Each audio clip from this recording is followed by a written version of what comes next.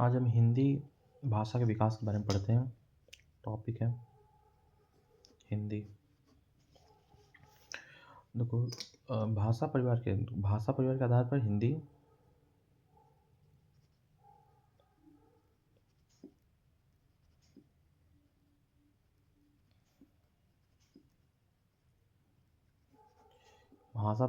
हिंदी भारूपी परिवार की भाषा है।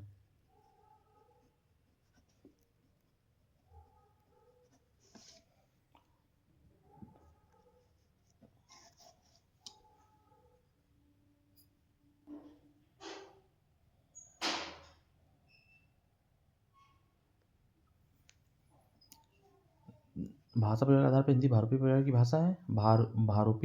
भारत में 4 भाषा परिवार: भारूपी, द्रविड़ी, आश्रित, चीन तिब्बती है। भारूपी जो है वो 73% है, 73% है। द्रविड़ी 25% बोली जाती है, आश्रित 1.3% बोली, चीन तिब्बती 0.7% बोली जाती है। देखो, जो हिंदी है वो उपशाखा है। उपशाखा है, भारतीय आर्य की उपशाखा है। भारतीय आर्य को 3 भागों में बांटा गया है: प्राचीन भारतीय आर्य, मध्यकालीन भारतीय आर्य और आधुनिक भारतीय आर्य। प्राचीन भारतीय आर्य जो है 500 ईसा पूर्व से लेके 1500 ईसा पूर्व से लेके 500 ईसा पूर्व तक था। मध्यकालीन भारतीय आर्य जो 500 ईसा पूर्व से 1000 ईस्वी तक था, और आधुनिक भारतीय आर्य 1000 ईस्वी से अब तक था। प्राचीन भारतीय आर्य से वैदिक संस्कृत, लौकिक संस्कृत का विकास हुआ। मध्यकालीन भारतीय आर्य से पाली प्राकृत अपभ्रंश का विकास हुआ। पाली में भगवान बुद्ध के उपदेश थे, प्राकृत में महावीर के उपदेश थे, भगवान महावीर के उपदेश थे। और आधुनिक भारतीय आर्य जो है वो 1000 ईस्वी से अब तक चल रहा था, जो जिससे हिंदी तथा हिंतर भाषाएं जैसे बंगला, उड़ीसा, असमिया, मराठी, गुजराती, उसके बाद पंजाबी, सिंधी इत्यादि हैं, ये सब भाषाओं का विकास आधुनिक भारतीय आर्य से हुआ है।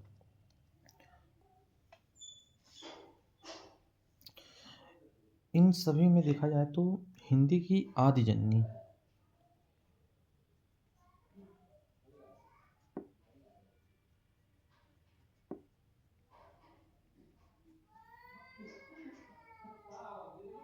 संस्कृत है। हिंदी की आदि जननी जो है वो संस्कृत है।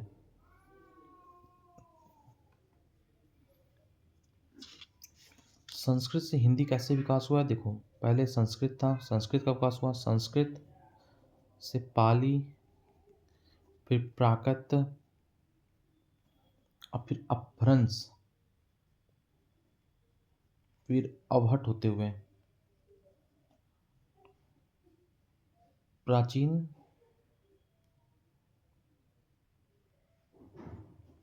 जब प्रारंभिक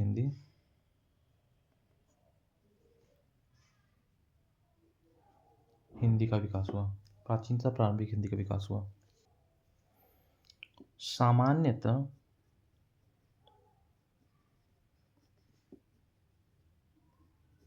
हिंदी भाषा के इतिहास का आरंभ अपभ्रंश से माना जाता है।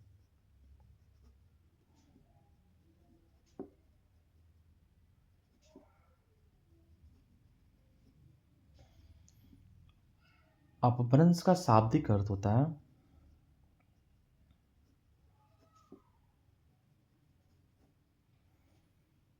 अपभ्रंश का जो शाब्दिक अर्थ होता है वो पतन होता है, पतन। तो अपभ्रंश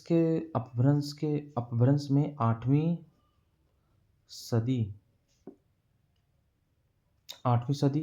के पहले कवि थे। 8वीं सदी के पहले कवि जो थे वो कौन थे? स्वयंभू थे। स्वयंभू, इनको अपभ्रंश का वाल्मीकि बोला जाता है।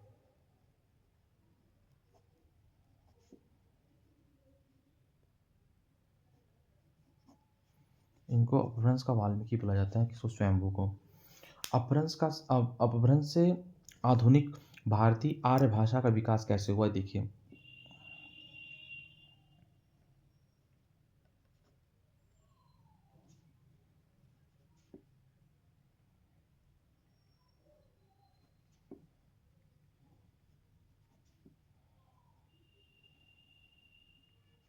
आर्य भाषा का विकास।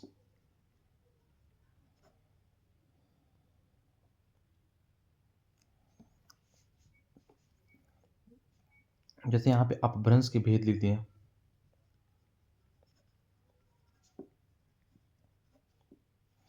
और यहाँ आधुनिक आर्य भाषा।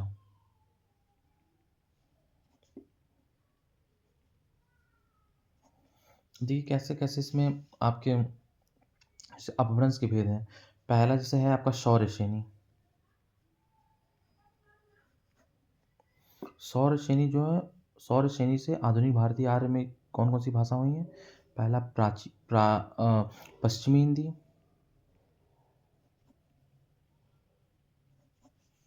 दूसरा है राजस्थानी, और तीसरा है गुजराती।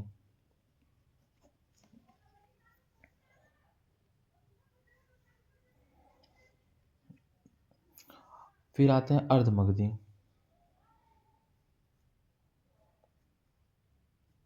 अर्धमगही, अर्धमगही से आती पूर्वी हिंदी।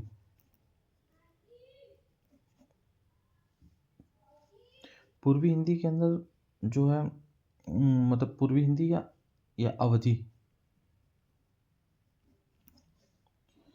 उसके बाद आता है हम्म, हम्म,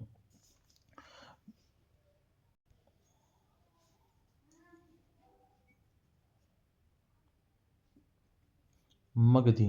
मगधी, मगधी से आती हैं। मगधी से भी जो है आधुनिक भारतीय आर्य की जो भाषाएं विकास हुआ है वो जैसे बिहारी, उड़ीसा,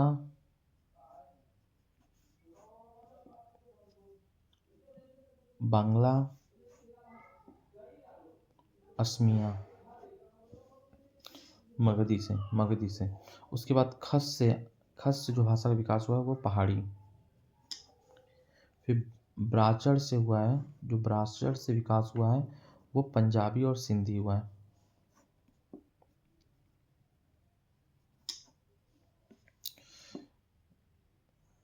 ये जो दोनों भाषा, ये जो खस और ब्राचड़, ये सौर श्रेणी से प्रभावित है।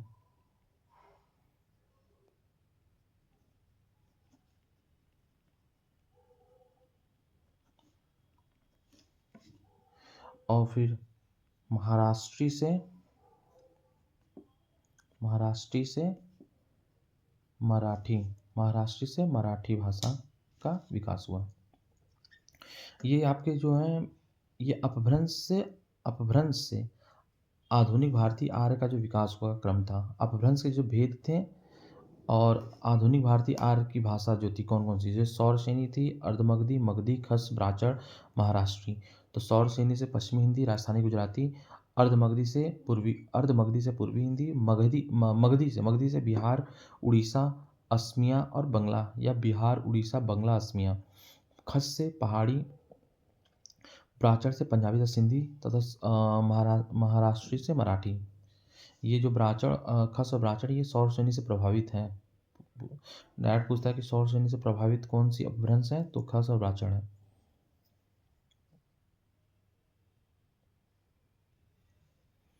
अब हम लोग देखेंगे कि कौन कौन सी उपभाषाएं, जैसे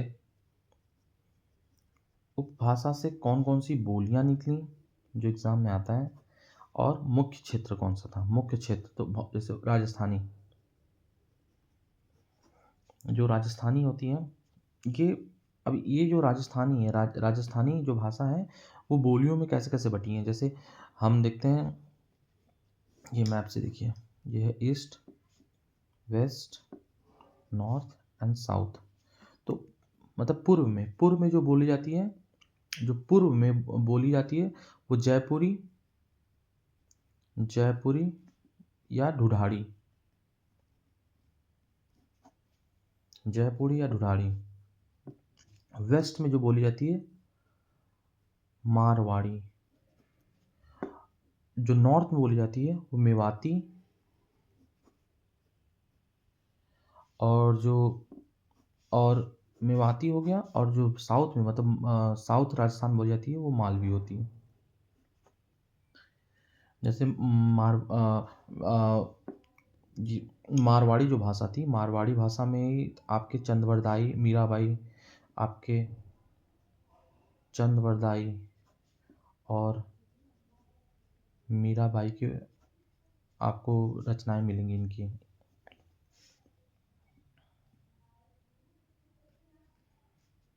अब आपकी आती है पश्चिमी हिंदी।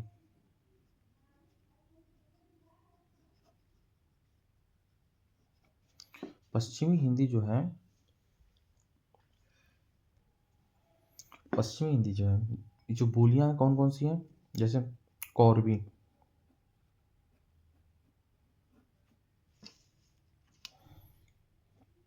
इसी को या तो खड़ी बोली बोलते थे। कौरवी खड़ी बोली, जो कि मेरठ के क्षेत्र में बोली जाती है। कौरवी में ही आपके राहुल साकृत्यायन,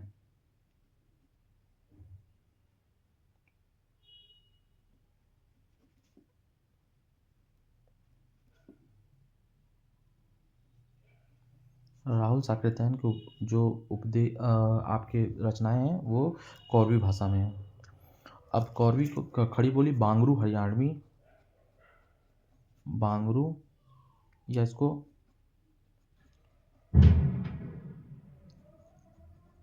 कौरवी खड़ी बोली बांगरू हरियाणवी, ब्रजभाषा, बुंदेली, कन्नौजी।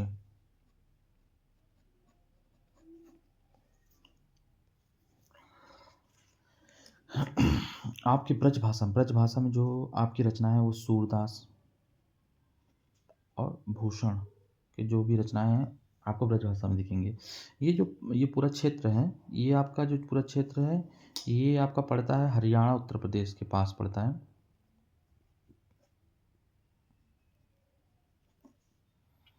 एंड यूपी के आसपास का क्षेत्र पड़ता है। कौरवी, खड़ी बोली, बांगरू हरियाणवी, ब्रजभाषा, बुंदेली, कन्नौजी, ये सब होता है। बुंदेली में जो आपके थे जागनिक, जो थे जागनिक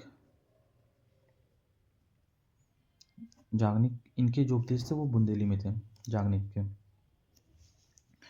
अब आपका हो गया आपका राजस्थानी हो गया, पश्चिमी हिंदी हो गया। अब तीसरे पे है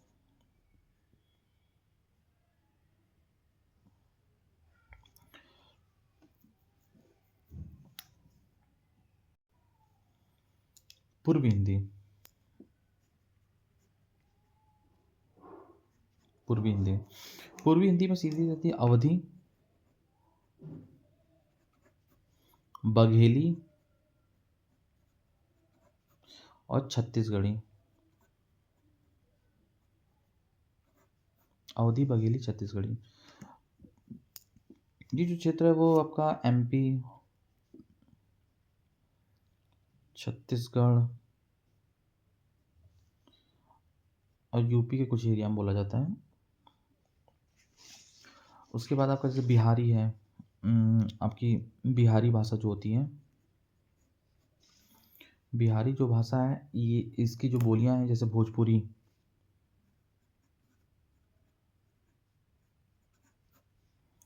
मगही और मैथिली।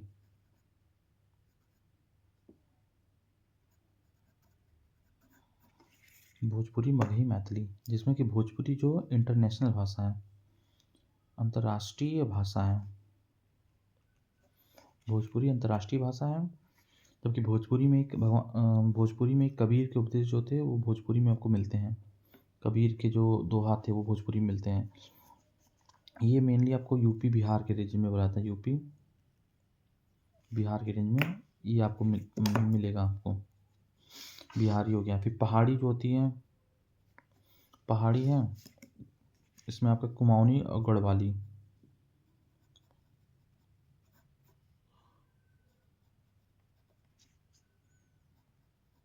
कुमाऊनी और गढ़वाली जो है ये आपको पहाड़ी के अंतर्गत, पहाड़ी भाषा के अंतर्गत बोली जाने वाली बोलियां हैं। ये आपकी मेनली उत्तराखंड और हिमाचल का क्षेत्र जो होता है यहाँ बोली जाती हैं। हम लोग देखते हैं देवनागरी लिपि के बारे में। देवनागरी लिपि के बारे में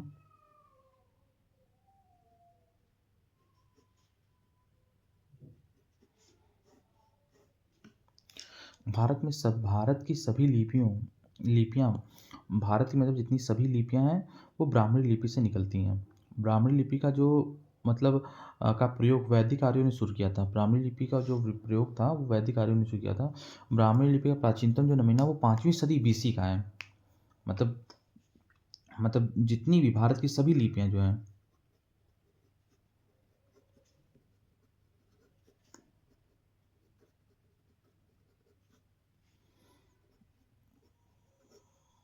ब्राह्मणी लिपि से निकली हुई हैं। भारत की सभी लिपियां ब्राह्मणी लिपि से निकली हैं। और ब्राह्मणी लिपि का जो प्रयोग था वैदिक आर्यों में करते थे। इनका जो प्रयोग करते थे वैदिक आर्य करते थे।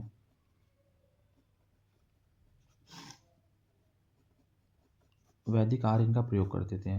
ब्राह्मणी लिपि का जो प्राचीनतम नमूना है इसका ब्राह्मणी लिपि का वो 5वीं सदी बीसी का है,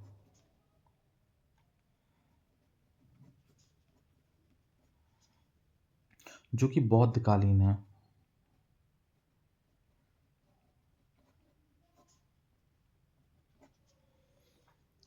और गुप्त काल के आरंभ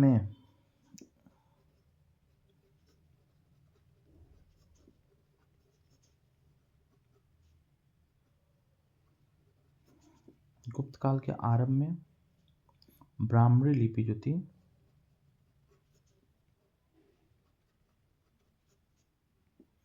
2 भागों में बट गई।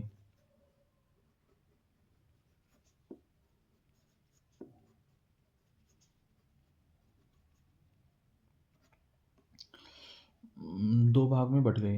एक आपका ब्राह्मणी लिपि जो थी वो 2 भाग में बट गई थी आपका। जैसे आप इसको देखना चाहें तो जैसे ये है दक्षिण ब्राह्मण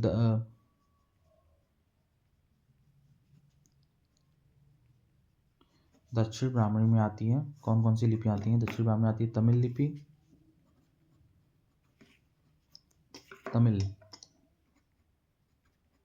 लिपि या कलिंग लिपि,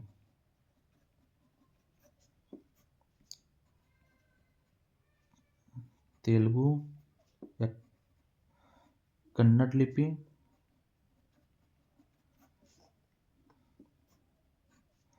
ग्रंथ लिपि।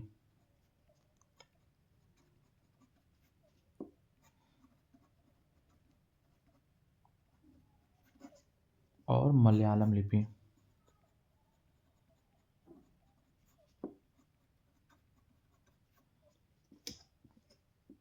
मलयालम लिपि जो है ये ग्रंथ लिपि से विकसित हुई है।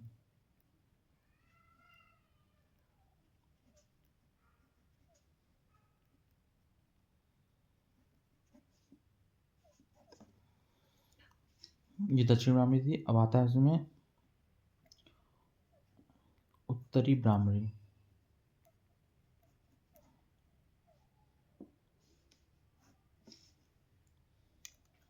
उत्तरी ब्राह्मणी था। उत्तरी ब्राह्मणी जो था वो गुप्त लिपि में बढ़ता है। गुप्त लिपि के बाद ये सिद्धमातिका लिपि,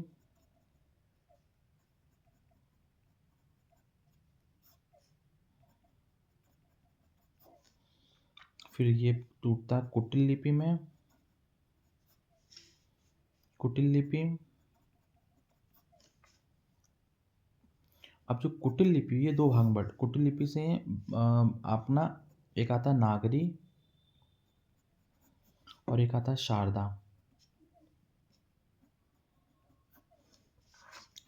तो नागरी में भी 2 भाग में आते हैं। एक होता है पश्चिमी शाखा,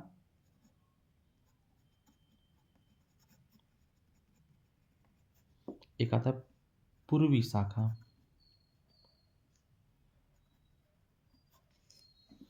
और शारदा से तो सारी लिपियां का विकास हुआ, जैसे गुरुमुखी लिपि का,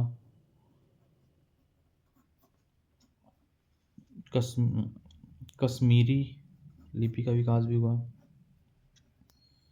लहदा और टाकरी, ये शारदा से ही विकास हुआ। और जो पश्चिमी शाखा थी इससे आपकी हुई है देवनागरी, दूसरी हुई है राजस्थानी गुजराती।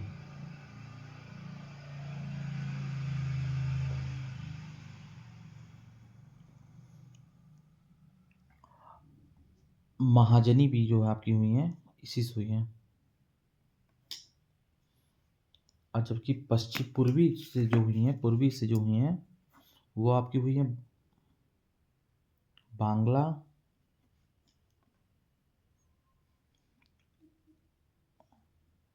असमिया और उड़िया।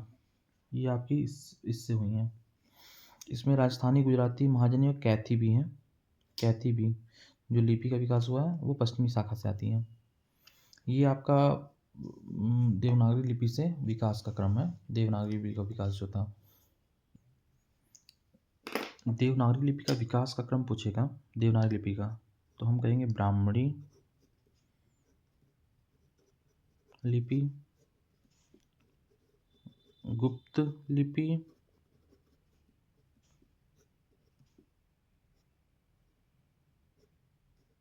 नागरी लिपि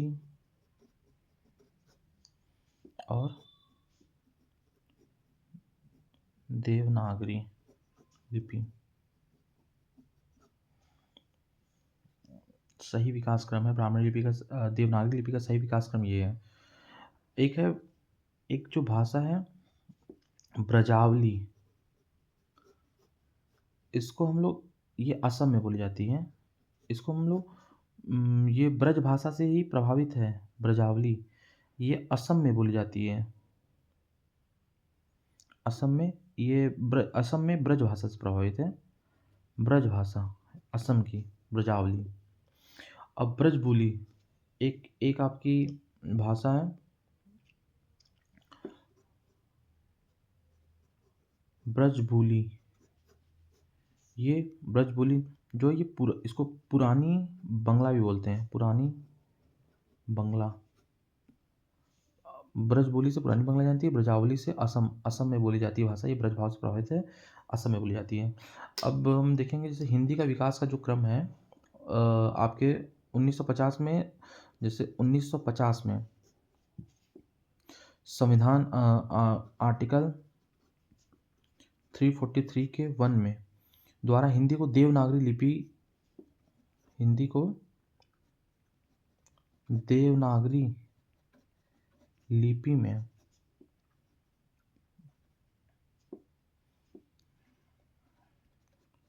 राज्य भाषा का दर्जा दिया गया।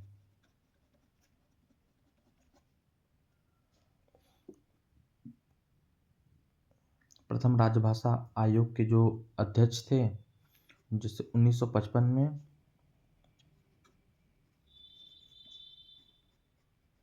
गठित प्रथम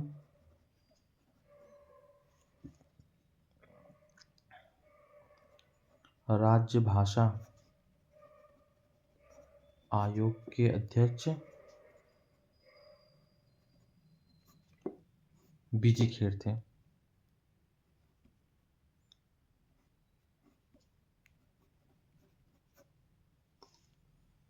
और 14 सितंबर 1949 को हिंदी को राजभाषा बनाने का निर्णय लिया गया था।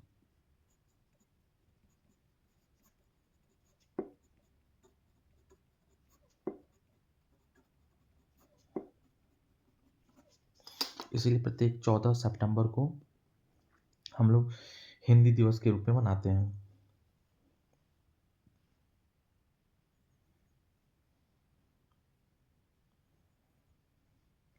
और एक चीज़ है 1989 को उर्दू को यूपी की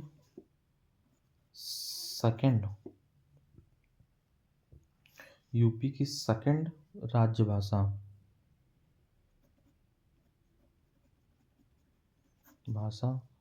बनाने का निर्णय लिया गया था।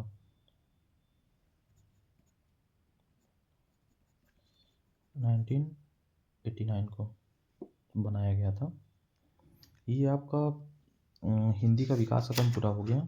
इसके बाहर से हिंदी के में कुछ नहीं आता विकास के।